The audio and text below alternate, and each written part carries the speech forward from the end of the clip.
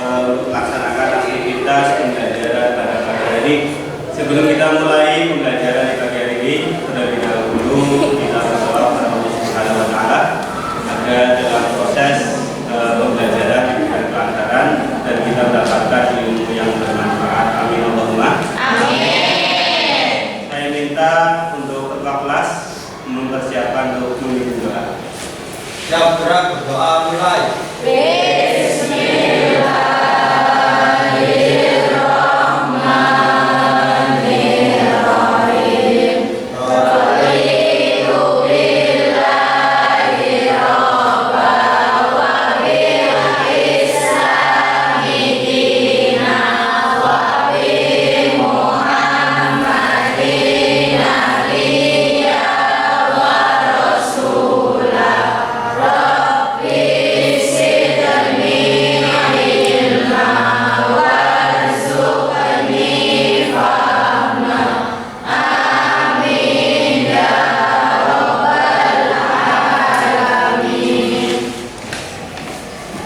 Alhamdulillah kita sudah berdoa bersama. Selanjutnya sebelum kita mulai pembelajaran, terlebih dahulu akan saya absen untuk mengetahui perbedaan kalian.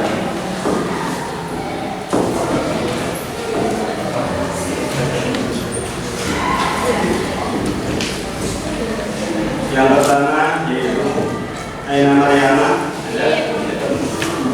Alfiatun Tri Anggiani, Bagus Satrio Ramadan, Catur Prasetyo Gama, Devi Ernawati, Wisati Kamaliasari, Fatihah Rahma, Tera Feliska. Ini sakit tanpa keterangan ya. Hidrian Ningsi, Wisratul Laili Sa'ada,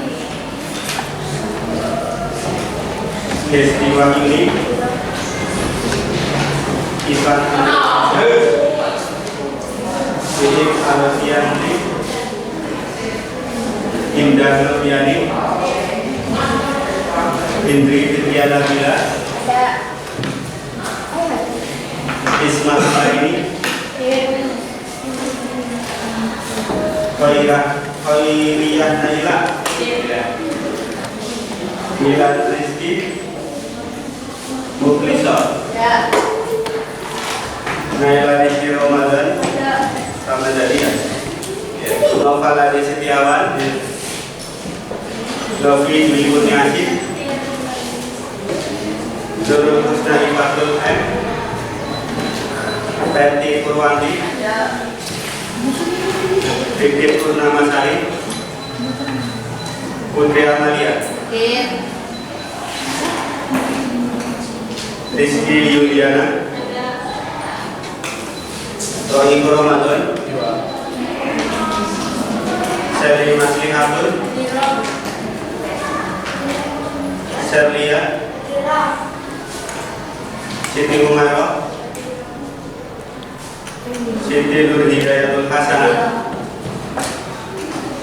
Ya, alhamdulillah dari 32 siswa hanya satu yang tidak hadir. Selanjutnya kita akan mulai melanjutkan materi pada pembahasan selanjutnya. Pada pertemuan kemarin kita sudah membahas tentang kerja keras. Untuk pagi hari ini kita akan mulai bab baru, yaitu bab tentang pernikahan. Jadi mudah-mudahan dengan pembelajaran materi pernikahan ini nanti bisa menjadikan pengetahuan bagi kalian tentang apa itu pernikahan, bagaimana pernikahan dalam Islam, bagaimana syariat Islam mengatur tentang pernikahan. Sebelum kita nanti membahas lebih jauh, ya, Pak Guru sudah membuat sebuah video pembelajaran yang mana video ini nanti ada materinya juga, jadi nanti silakan diperhatikan. Kemudian kalau perlu memang ada hal-hal yang perlu dicatat, ya silakan dicatat. Nanti setelah penampilan video ini selesai, baru nanti kita pembahasannya nanti kita jelaskan. Seperti itu ya. Ya,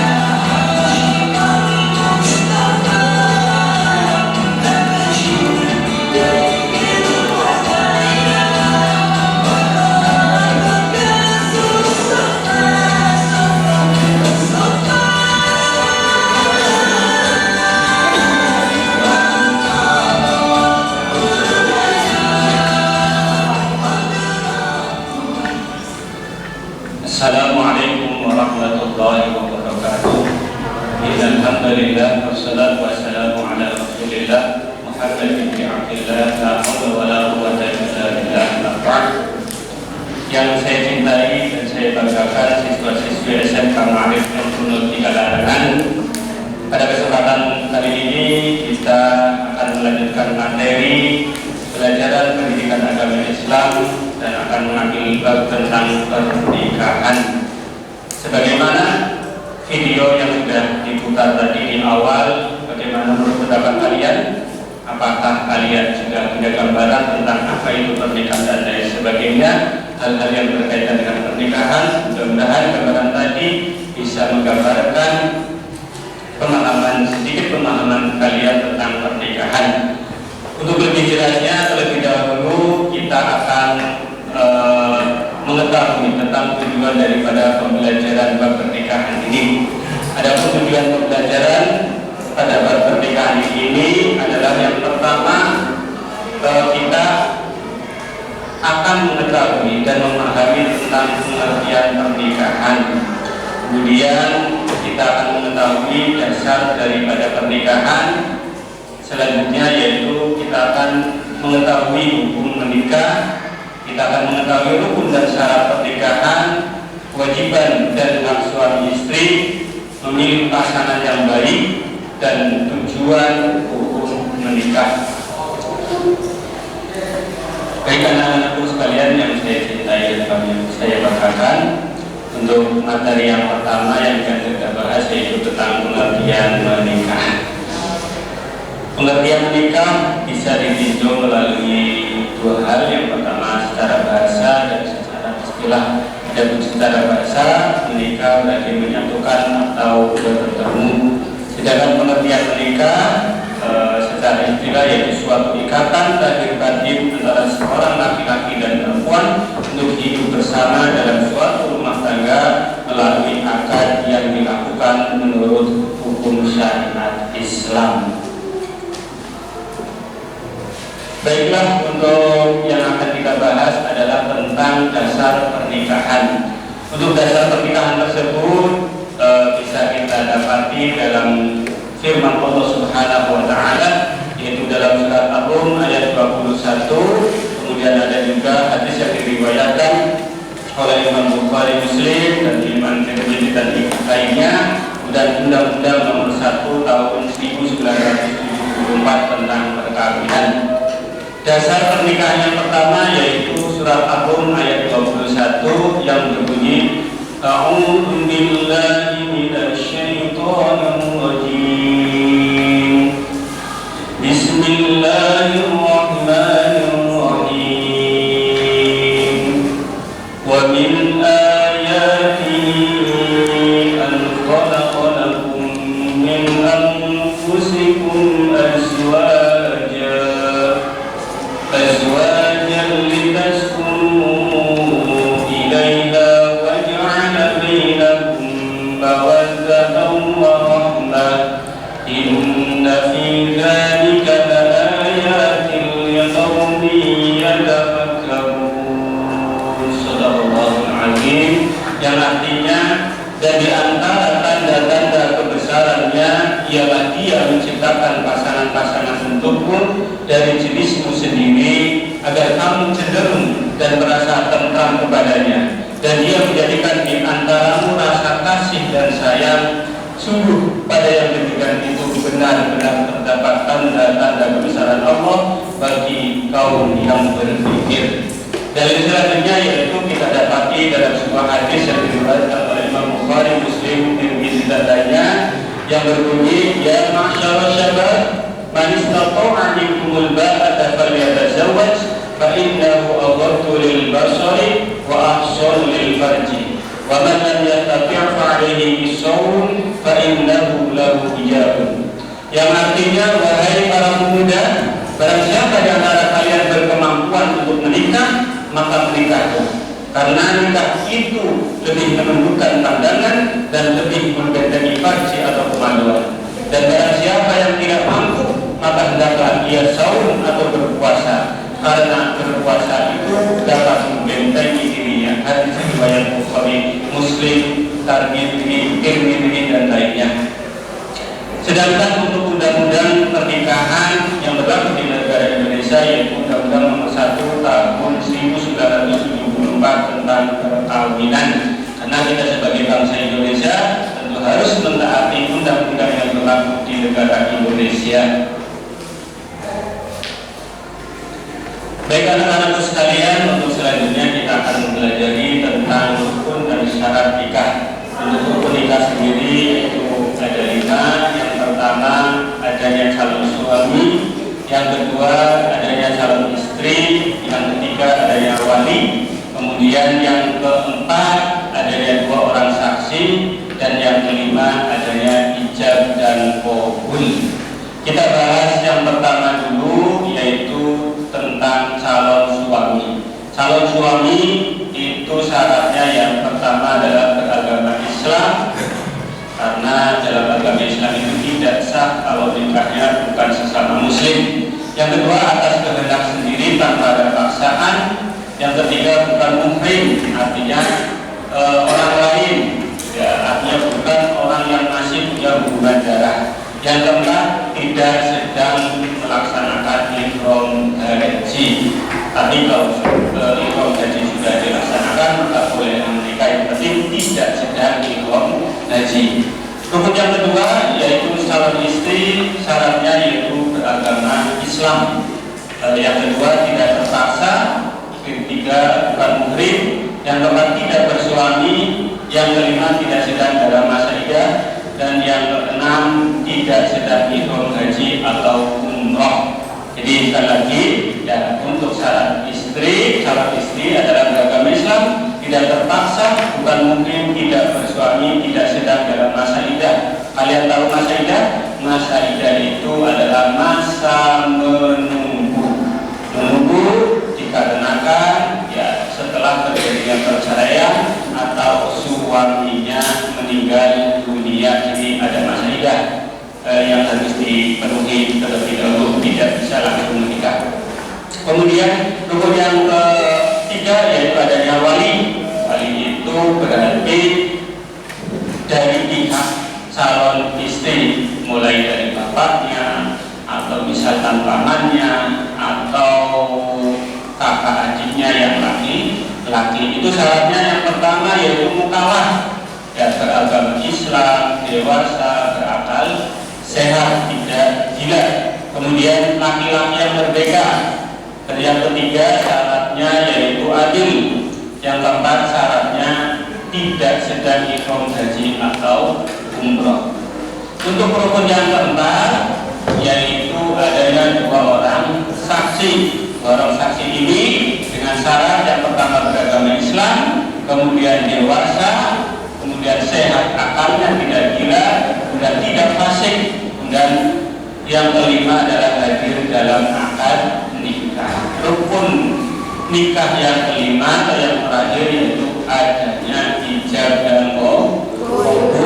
Syaratnya dengan kata-kata nikah atau yang semakna dengan itu.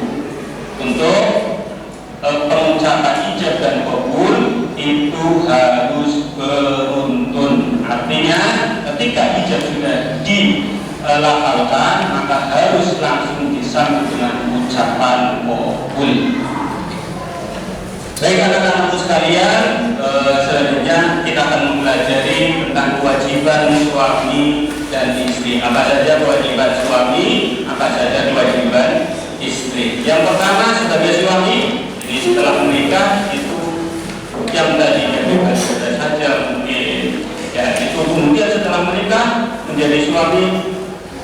Nah disitulah seorang suami mempunyai kewajiban. Yang pertama kewajibannya adalah memberi nafkah, baik nafkah lahir maupun batin, dan memberikan pakaian dan tempat tinggal kepada istri dan anak-anaknya sesuai dengan kemampuan yang diusahakan. Jadi perlu dicatat di sini, memberi nafkah, pakaian dan tempat tinggal kepada istri dan anaknya sesuai dengan kemampuan suami, bukan sesuai dengan keinginan istri. Tentunya kalau sesuai keinginan istri, nanti pengennya yang rumahnya mewah, pakaian yang mahal dan lain sebagainya. Kemudian kewajiban yang kedua yaitu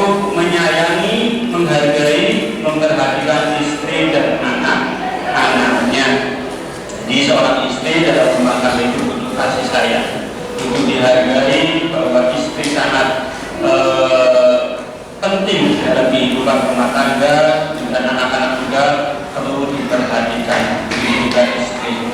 Kemudian kewajiban yang ketiga adalah memimpin keluarga. Jadi seorang suami dalam keluarga merupakan pemimpin keluarga, yaitu dengan cara membimbing, memelihara semua anggota keluarga dengan penuh tanggung jawab.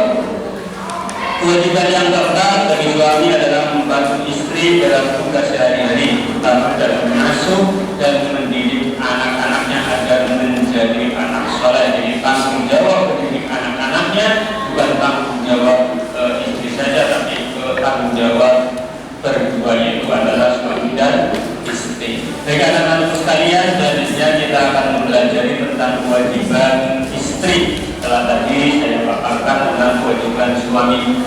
Kewajiban seorang istri yang pertama yaitu patuh dan taat pada suami dalam batas yang sesuai dengan ajaran Islam. Bagaimanapun seorang suami adalah pemimpin dalam rumah tangga, walaupun misalkan seorang istri itu punya jabatan yang lebih tinggi, gaji yang lebih banyak di tempat kerjanya, tetap ketika sudah berada dalam lingkungan rumah tangga, dalam rumah, maka jadikanlah suami sebagai pemimpin yang harus dipatuhi dan dijaga calon suaminya. Kemudian hak istri yang kedua adalah mendapatkan perlakuan yang patut dari suaminya. Perlakuan yang patut yaitu perlakuan yang penuh dengan kasih sayang, penuh kebaikan, bukan perilaku kekerasan atau tindak kekerasan dalam rumah tangga. Yang ketiga, hak istri adalah mendapatkan nafkah, pakaian, dan tempat tinggal dari suaminya. Jadi nafkah itu hal yang penting dalam rumah tangga. Bahkan utamanya ya nafkah dalam bentuk ekonomi ini sangat penting dalam keluarga. Banyak yang pernikahannya itu bubar atau berantakan disebabkan karena suami tidak mau memberikan nafkah. Jadi kewajiban suami yang merupakan hak istri yang utama itu memberikan nafkah dan pakaian yang layak, istrinya itu kelihatan tampil ya yang menawan, bukan menarik perhatian lelaki lain, tapi supaya suami itu suka melihat istrinya. Kemudian hak istri yang keempat yaitu mendapatkan bimbingan dari suaminya agar selalu taat kepada Allah Subhanahu wa Ta'ala. Istri perlu dibimbing, istri perlu dituntun untuk taat kepada Allah Subhanahu wa Ta'ala agar bersama-sama dalam satu keluarga tersebut masuk ke surga Allah Subhanahu wa Ta'ala. Istri yang tidak baik kemudian tidak mendapatkan bimbingan dari suami, tidak mendapatkan pelajaran dari suami, tidak mendapatkan pengajaran dari suami, maka sang suami akan berdosa karena istri yang melakukan maksiat. Oleh karenanya istri berhak mendapatkan bimbingan dari suaminya agar selalu taat kepada Allah Subhanahu wa Ta'ala. Baiklah anak-anakku sekalian, untuk pembahasan selanjutnya tentang faktor memilih pasangan. Jadi pernikahan itu sebuah ibadah yang memang sangat lama, yang waktunya sangat lama, berbeda dengan ibadah-ibadah yang lain. Waktu sholat, misalkan sholat zuhur, ya waktunya tentu ada batasannya. Tapi ibadah pernikahan, ya itu ibadah sepanjang masa, ya sampai akhir hayat. Yang pertama, jadi karena ini ibadah yang sangat lama, perlu diperhatikan ya faktor dalam memilih pasangan. Faktor yang utama yang pertama adalah karena satu agama, yaitu agama Islam. Jadi agama ini faktor utama dalam memilih pasangan. Ya walaupun misalkan ya ada yang non Muslim atau bukan beragama Islam, ya lebih cantik atau lebih ganteng dan dari sebagainya, jangan sampai tergiur kecuali dia mau masuk agama Islam. Kalau mau masuk agama Islam tidak ada masalah. Kemudian yang kedua, faktor yang perlu diperhatikan adalah baik akhlak dan kepribadiannya.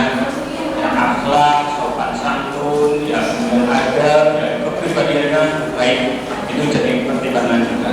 Dan siap fisik, mental, dan ekonomi. Siap fisik, fisik ini sendiri itu dalam undang-undang juga ada di Indonesia dan sudah diatur kalau suami itu minimal minimal 1 tahun, dan kalau istri itu minimal umur 19 tahun. Mental juga siap ya, karena dalam rumah tangga itu tidak hanya kebahagiaan saja yang ditemui, tapi kadang-kala juga kesedihan, kesusahan dan lain sebagainya, sehingga diperlukan mental yang kuat. Dan yang selanjutnya adalah faktor ekonomi. Minimalnya kalau suami itu sudah mampu bekerja, walaupun belum sampai mendapatkan pekerjaan tetap, yang penting dia sudah bisa bekerja dan mau melakukan pekerjaan apa saja dalam rangka memenuhi kebutuhan ekonomi. Yang keempat, ya faktor dalam memilih pasangan, kalau kita memang bimbang, ragu, ya kemudian atau sudah mantap tapi untuk memantapkan lagi, ya kita harus melakukan berdoa kepada Allah Subhanahu wa Ta'ala. Dan kalau masih bimbang, ragu dan sebagainya, butuh petunjuk, maka kita usahakan bisa melaksanakan sholat istiqoroh itu sholat supaya kita petunjuk dari Allah agar dipilihkan jodoh yang terbaik buat kita. Anak-anakku yang saya cintai dan saya banggakan, selanjutnya kita menjaga tujuan dan hikmah pernikahan. Nah, yang pertama, tujuan dan hikmah pernikahan yang pertama, melaksanakan perintah Allah dan sunnah Rasul. Ya, kata Rasul, menikah adalah ibadah, menikah adalah sunnahku, seperti itu. Jadi menikah itu bukan hanya memenuhi kebutuhan syahwat atau kebutuhan dorongan syahwat dan sebagainya, tapi semata-mata dalam rangka melaksanakan perintah Allah, karena memang Allah menciptakan manusia itu berpasang-pasangan dan mengikuti sunnah Rasul, yaitu menikah. Jadi biarkanlah menikah itu dengan niat yang ikhlas dari Allah Subhanahu wa Ta'ala.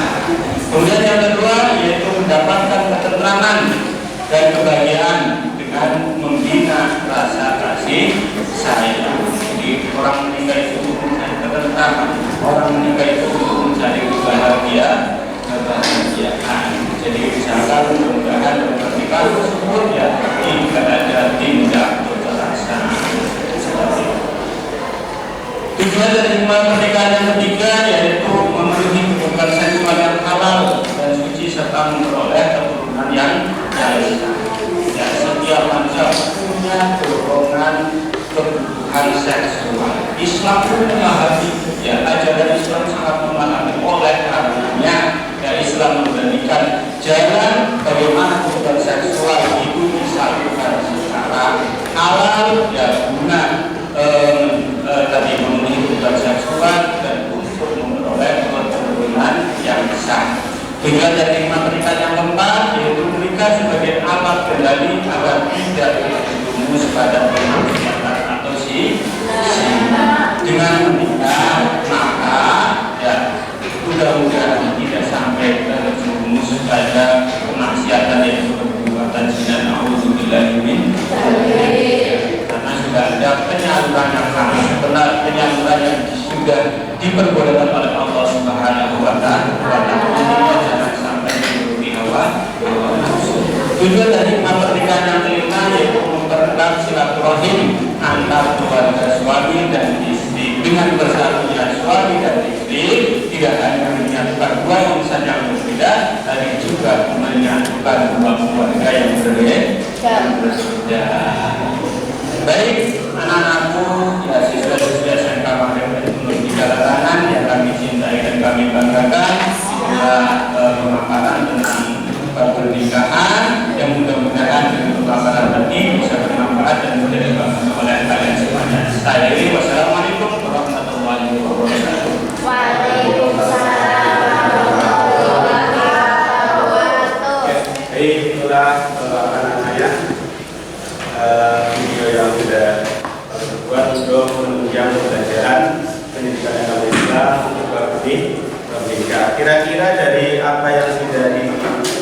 dialihkan, ya itu apa namanya yang belum paham tentang apa.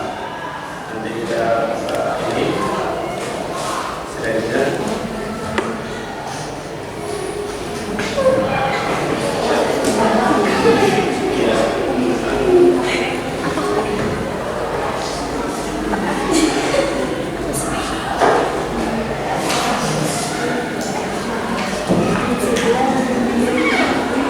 Yang pertama adalah ya, jadi dengan pembelajaran BPK ini kita tadi sudah belajarnya kemudian bisa memahami pengertian menikah, dasar pernikahan, menikah, rukun dan syarat pernikahan, kewajiban dan hak suami istri memilih pasangan yang baik, tujuan dan hukum menikah. Nah, coba mulai dari pengertian. Ada yang kurang dipahami atau ada yang bisa ditanyakan? Di menikah secara bahasa yaitu menyatukan dan bergabung, memasukkan laki-laki dan perempuan. Ketemu ibunya laki-laki dan perempuan. Ya, secara istilah suatu ikatan lahir dan batin, jadi ikatannya bukan lahir saja ya, tapi ada ikatan batin antara seorang laki-laki dan perempuan untuk hidup bersama. Jadi ada dia hidup bersama dalam satu rumah tangga melalui akad yang dilakukan menurut hukum syariat Islam. Jadi memang di dalam agama lain pun ada akad-akad untuk menjadi pernikahan, tapi karena kita sebagai muslim jelas bahwa akadnya adalah yang sesuai dengan ajaran Islam. Dasar pernikahannya, jadi dasarnya kuat, yaitu dari Al-Quran dan hadis, ya, surat Al-Rum ayat 21, kemudian hadis Nabi Muhammad SAW. Ya, dalam surat Al-Rum sudah jelaskan bahwa Allah menciptakan manusia itu berpasangan. Jadi jangan khawatir stoknya habis, ya, atau nggak bagian jatah. Jadi pasti dapat. Tinggal bagaimana kita memilih dan bagaimana kita tidak terlalu ketat untuk membuat kriteria dari pasangan hidup kita ya. Kalau kriterianya terlalu ketat, apalagi terlalu muluk-muluk, ya agak susah juga kadang-kadang untuk mendapatkan perintah Rasul juga sama. Ya masyarakat manis tato amin ada pada ada. Wahai para pemuda, siapa di antara kalian sudah mampu menikah, ya, satu sudah punya pekerjaan, ya, sudah bisa bekerja, punya penghasilan, apalagi misalkan sudah mapan gitu ya, rumah sudah punya, tingkat dua mobil juga ya, gak usah lama-lama, ya, jangan kelamaan, ya, segera menikah. Kalau kelamaan nanti nyesel, kenapa nggak dari dulu ya, jadi jangan terlalu. Ini rukun nikah atau rukun itu kan hal-hal atau sesuatu yang harus ada ketika pernikahan itu berlangsung. Itu pokoknya ada 5. Ada calon suaminya, ada calon istri, kemudian ada wali, kemudian 2 orang wali, kemudian ada ijab dan qabul. Ya. Jadi ada juga hukumnya. Biasanya, ya, kenapa pernikahan itu sulit terwujud? Itu biasanya 2 faktor saja. Ya, calon suami dan calon istri. Kadang-kala kalau sudah siap nikah, calon suaminya belum punya. Ya, sudah siap nikah, calon istrinya belum. Ya. Lalu kenapa kamu tidak menikah? Iya Pak. Ya, syaratnya kurang berapa? Kurang kali ya. Apa saja? Kali sinten ya. Dengan jawabannya yang sulit. Seperti itu. Jadi kita akan barangkali ada pertanyaan untuk dan syaratnya. Ya, silakan. Ada seorang sudah mampu menikah, sudah punya pasangan, sudah cukup, tapi dia belum menikah. Ya, jadi sudah ekonomi sudah makanan gitu ya, sudah bisa bekerja, ya sudah mampu menikah ya, kemudian belum mau menikah. Nah nanti tergantung ya belum mau menikah karena dia masih bisa menahan syahwat atau tidak. Ya, jadi setelah kemampuan itu ada, ukuran yang kedua itu mampu nggak dia menahan syahwatnya. Kalau dia mampu, ya hanya sunah saja. Ya, tapi kalau sudah mampu atau tidak mampu menjaga syahwat, maka nanti hukumnya bukan menjadi wajib.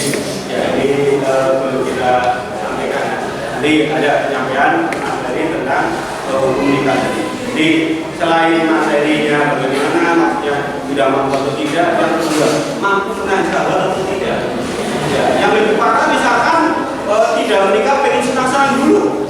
Ya, kayak melampiaskan masa belum nggak bisa masa muda dengan berkoya-koya dan melakukan penasihat itu hukumnya wajib menikah. Karena pada hakikatnya walaupun dia belum dikenal rumah tangga tapi tidak bisa menahan syahwat. Itu ya. Ada lagi silakan. Ya ini dulu nanti. Silakan.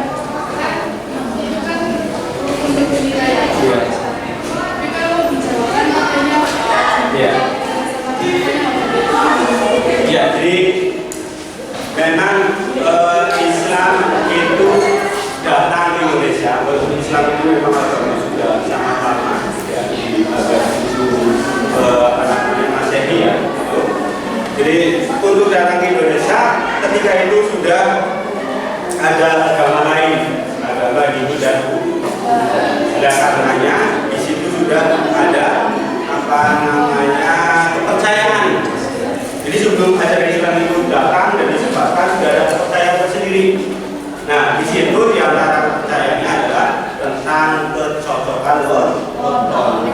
Kecocokan weton bisa dilihat dari hari lahir atau misalkan Jawa itu ada limun, ada lemon, ada mandi sebagai dan lain sebagainya. Nah untuk menikahi tersebut, ya, kalau menjumpai orang tua yang memang zaman dahulu, kan biasanya weton ya, maka langkah kita sebagai kalian sebagai anak itu menjelaskan terlebih dahulu kepada orang tua bahwa ukuran untuk melangsungkan pernikahan dalam Islam itu bukan karena wetonnya pas atau tidak, bertentangan atau tidak. Yang penting kalau mau melaksanakan pernikahan maka harus sesuai dengan rukun dan syarat pernikahan yang diatur dalam agama Islam. Jadi diajak musyawarah dulu, kita juga tidak boleh yang langsung menyalahkan orang tua, ya bapaknya, ya orang dan lain sebagainya.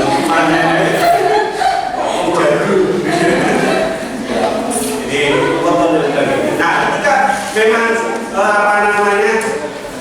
dipaksakan atau orang tua tertentu dengan weton, ya lebih baik kita mengikuti anjuran arahan dari orang tua. Karena apa? Karena dalam rangka mencari ridhonya orang tua. Karena di ridho orang tua itu ada ridho Allah Subhanahu wa Ta'ala. Allah ridho walidain wa sustullahi bisyukril walidain.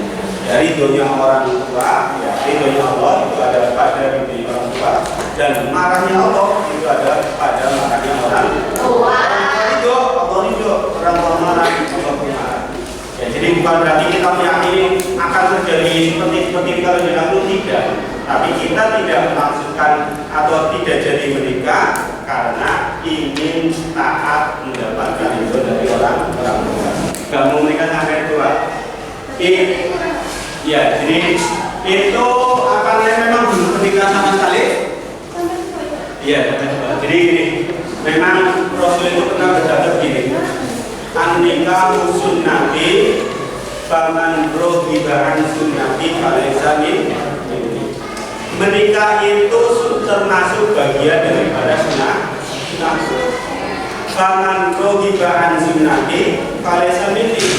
Barang siapa yang benci terhadap menikah maka bukan termasuk umat. Jadi kuncinya bukan masalah mau menikah atau tidak. Ya memang pada dasarnya ya belum saya sampaikan itu menikah boleh boleh saja. Ya, tidak menikah juga tidak apa-apa. Yang terpenting tidak benci terhadap menikah. Ya, memang kita tidak bisa mengorek lebih lanjut ya. Kenapa dia tidak mau menikah? Apakah pernah sakit hati sama sudah 100%? Ya kan kalau kita lihat di media sosial seperti itu ya.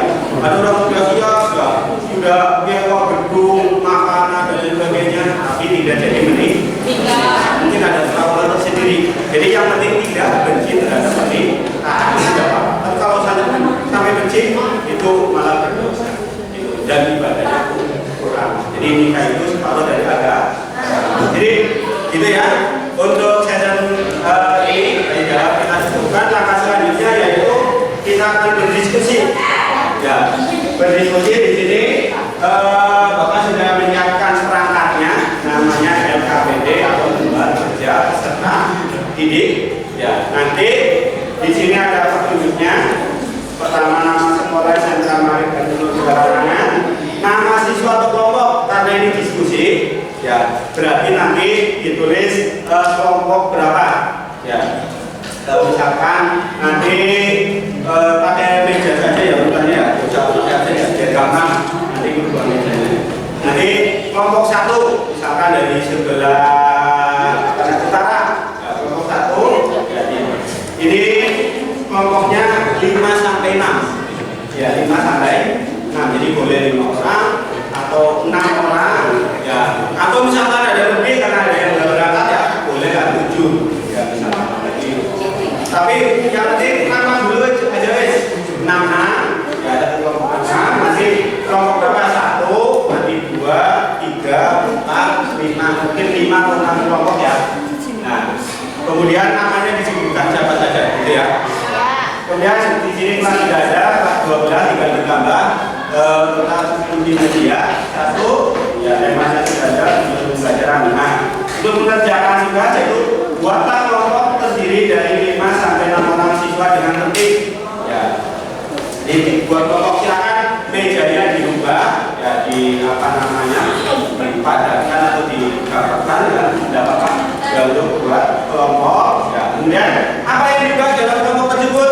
Yang pertama adalah di sini masing-masing kelompok mendiskusikan tentang ya, 1, apa yang kalian pahami tentang pernikahan dalam Islam tadi sudah ya. Nah, kemudian yang kedua, apakah kalian setuju atau tidak pernikahan sejenis bagi kaum LGBT? Kaum LGBT? Enggak. Jadi LGBT itu singkatan dari lesbi, gay, biseksual, transgender. Apa itu lesbi? Lesbi itu berarti sesama perempuan menyukai sesama perempuan. Nanti ada gay, laki-laki, biasanya homoseksual. Kemudian biseksual, orang yang punya 2 kelainan, sama perempuan yang suka, sama laki-laki juga suka. Itu biseksual. Transgender itu berarti orang yang apa namanya? Aslinya laki-laki pengen jadi perempuan. Siapa artis?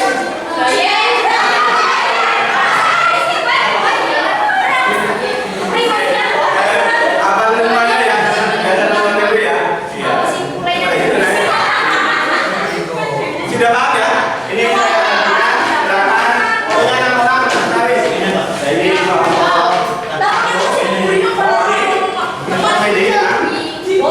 di mana?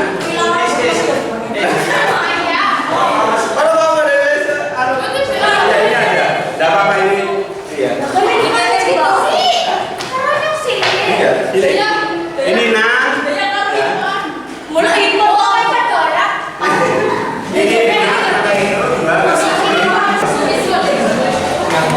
Atau itu nama kelompok aja, nama misalnya di atas dan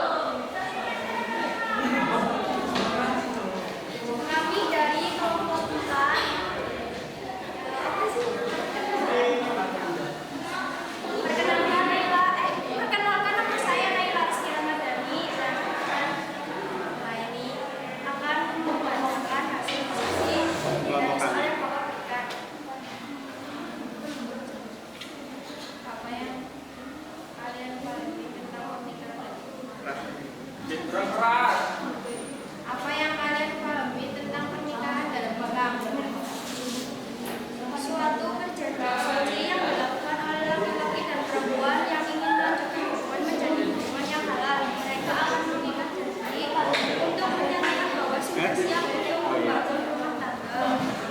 Soal kedua yaitu apakah kalian setuju atau tidak pernikahan dan gimana?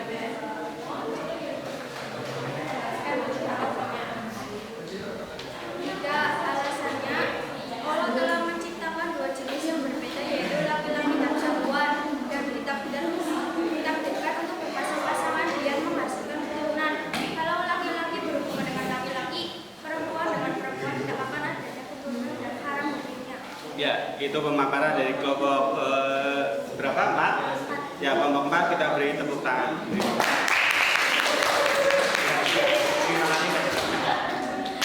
Saya akhiri. Wassalamualaikum warahmatullahi wabarakatuh. Silakan kelompok 2 maju. Yang mau maju kelompok 2. Kelompok berapa ini? 3 ya. Ini kelompok 3 dulu. Silakan.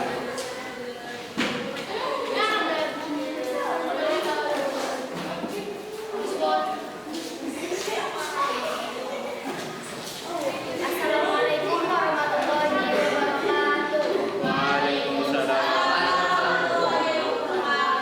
Sebelumnya perkenalkan, nama saya Nur Saifatul Maula dan sebelah saya di sini kami akan mempresentasikan hasil diskusi dari kelompok kami mengenai pertanyaan dari Bapak.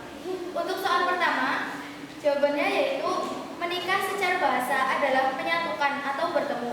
Sedangkan menikah secara istilah adalah melakukan suatu akad atau perjanjian untuk mengikatkan diri antara seorang laki-laki dan seorang perempuan, serta menghalalkan hubungan sesuai dengan syariat. Suami istri antara keduanya dengan dasar sukarela dan persetujuan bersama demi terwujudnya keluarga bahagia yang diridhoi oleh Allah Subhanahu wa taala. Pertanyaan kedua, apakah kalian setuju atau tidak perkawinan sejenis bagi kaum LGBT? Jawabannya tidak setuju, karena menurut diskusi kami itu sesuatu yang sulit terjadi di negara seperti Indonesia ini. Indonesia masyarakatnya sangat religius, jadi negara dan masyarakat Indonesia memandang bahwa pernikahan itu tidak hanya peristiwa semata. Demikian pemaparan dari kami. Kami akhiri. Wassalamualaikum warahmatullahi wabarakatuh. Silakan kelompok lain atau Assalamualaikum warahmatullahi wabarakatuh.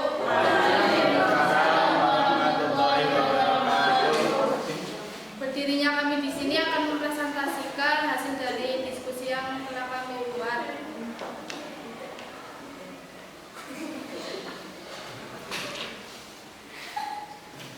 Jawaban nomor 1, menurut bahasa. pertanyaan dibaca dulu. Apa yang kami pahami tentang pernikahan dalam Islam? Pernikahan dalam Islam menurut bahasa adalah menyatukan seorang laki-laki dan perempuan. Sedangkan menurut istilah adalah menjalankan ibadah yang dianjurkan Islam untuk mengikat janji dan menghindari zina. Apakah kalian setuju atau tidak pernikahan sejenis bagi kaum LGBT? Jelaskan alasannya. Tidak, karena tidak termasuk rukun atau syarat dalam Islam. Demikian presentasi dari kami. Kurang lebihnya mohon maaf. Saya akhiri. Wassalamualaikum warahmatullahi wabarakatuh. Waalaikumsalam. Ya,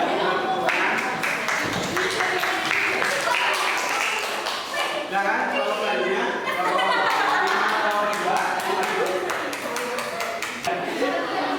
Setengah badan ini teman-teman ya. Assalamualaikum warahmatullahi wabarakatuh.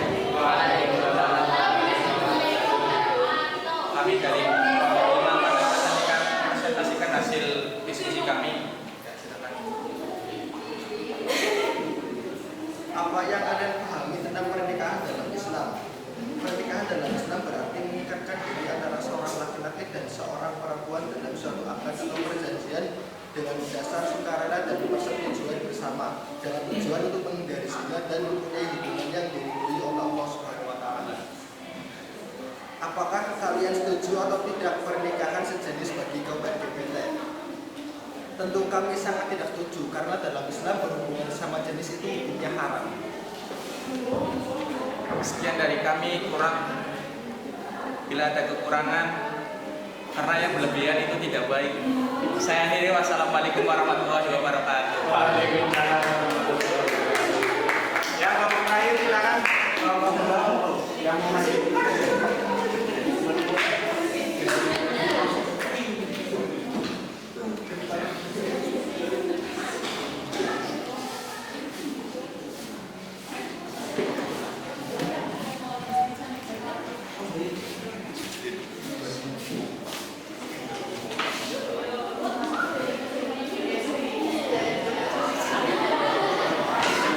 Assalamualaikum warahmatullahi wabarakatuh.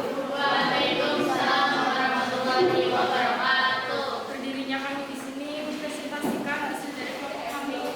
Pertanyaan yang pertama, apa yang kalian pahami tentang pernikahan dalam Islam? Pernikahan berasal dari kata dasar nikah. Menurut bahasa, karena nikah berarti berkumpul atau bersatu. Menurut istilah, nikah itu berarti melakukan sesuatu akad atau perjanjian untuk mengikatkan diri di antara seorang laki-laki dan seorang perempuan. Pertanyaan nomor 2, apakah kalian setuju atau tidak pernikahan sejenis bagi kaum LGBT? Jelaskan alasannya. Tidak setuju karena sudah tidak memenuhi rukun dan keabsahan pernikahan dalam Islam. Kurang lebihnya mohon maaf. Saya akhiri, wassalamualaikum warahmatullahi wabarakatuh. Waalaikumsalam warahmatullahi wabarakatuh.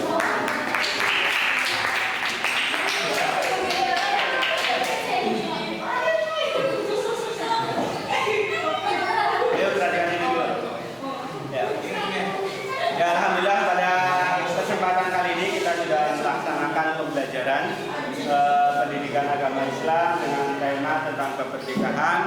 Tadi kita sudah membahas belajar bersama tentang apa itu pernikahan, bagaimana pernikahan dalam sudut pandang agama Islam. Kemudian kita sudah belajar tentang rukun dan syarat pernikahan, tujuan pernikahan. Mudah-mudahan apa yang sudah kita pelajari bersama ya bisa dipahami dengan baik oleh kalian dan mudah-mudahan bermanfaat. Amin ya robbal alamin. Mari kita tutup bersama pertemuan pembelajaran ini dengan bersama-sama membacakan hamdalah.